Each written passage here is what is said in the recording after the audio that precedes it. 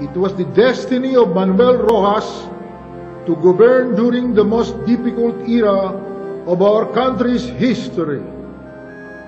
Considering the extreme brevity of the time fate was to allot to him, no other ruler without his talent and industry could have achieved as much as he. He worked with such intensity that it seemed that every day was to be his last.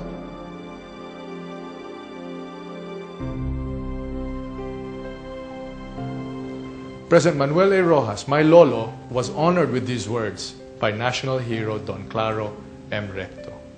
President Roxas was in Clark in Pampanga, giving a morale boost to the soldiers there when he died suddenly.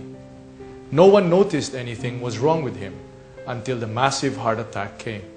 Indeed, it's a true measure of the man that he never allowed anything or anyone to come between him and his work for his people. President Roxas' guiding philosophy all throughout his life was always country above self.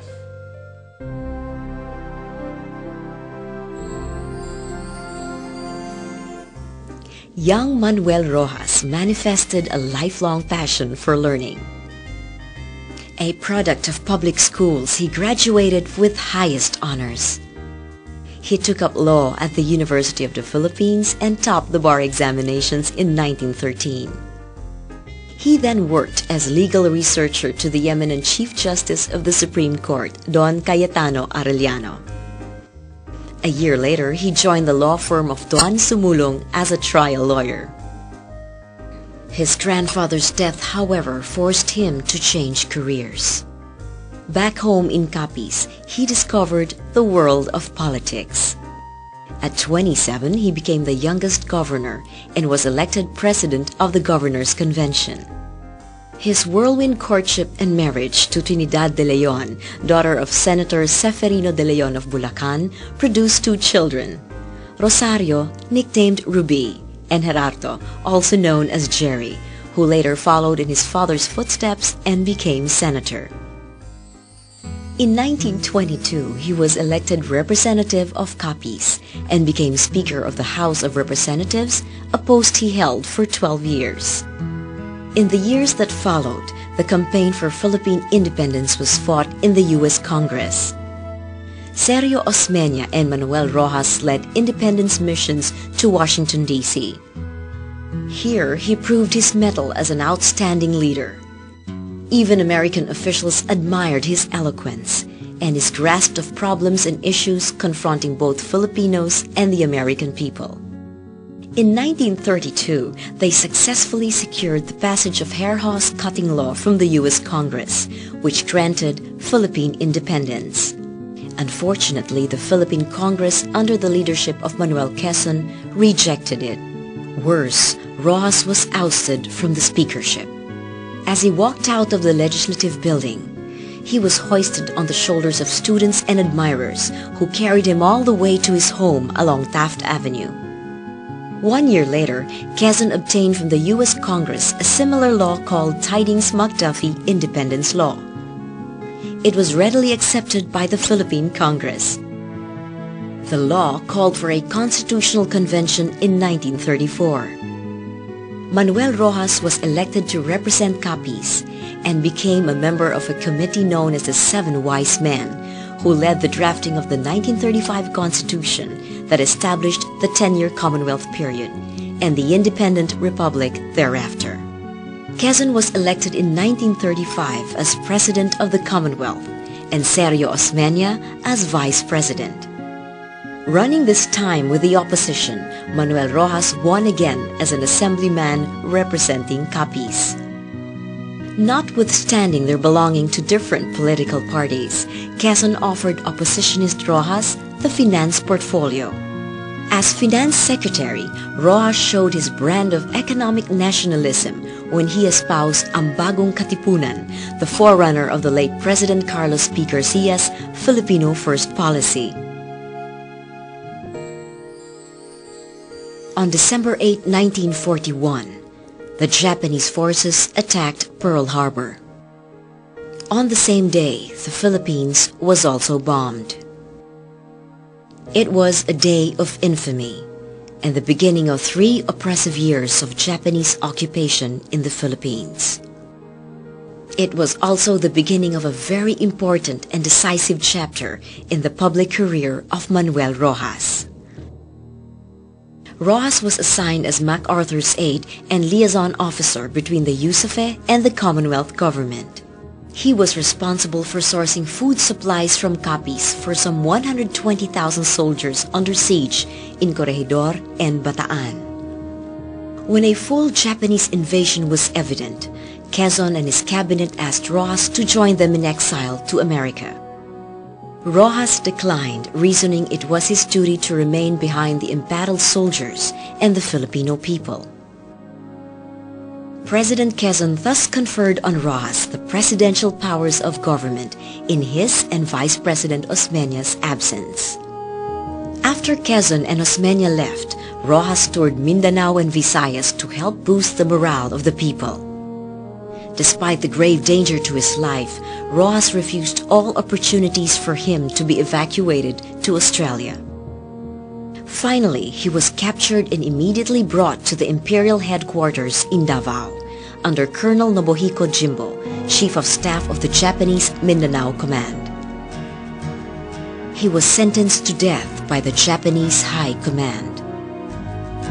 However, Colonel Jimbo admired Roxas so much that he did everything to save him from execution.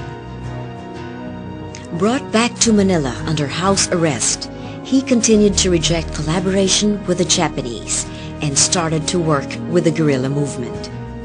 He became its titular head and operationally headed its Manila intelligence group. The liberation of the Philippines under General MacArthur started in February 3, 1945. At the height of the siege of Baguio, Roxas was able to escape from his Japanese guards. He walked for 3 days in the mountains and finally found his way back to Manila to meet MacArthur.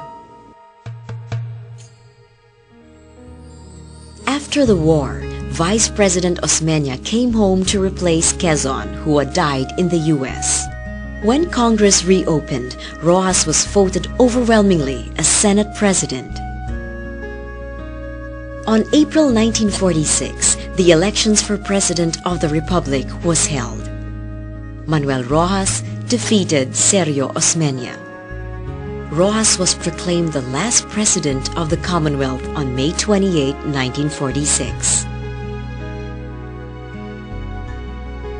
Immediately, Roxas wasted no time to rebuild the country amid the ruins and ravages of war.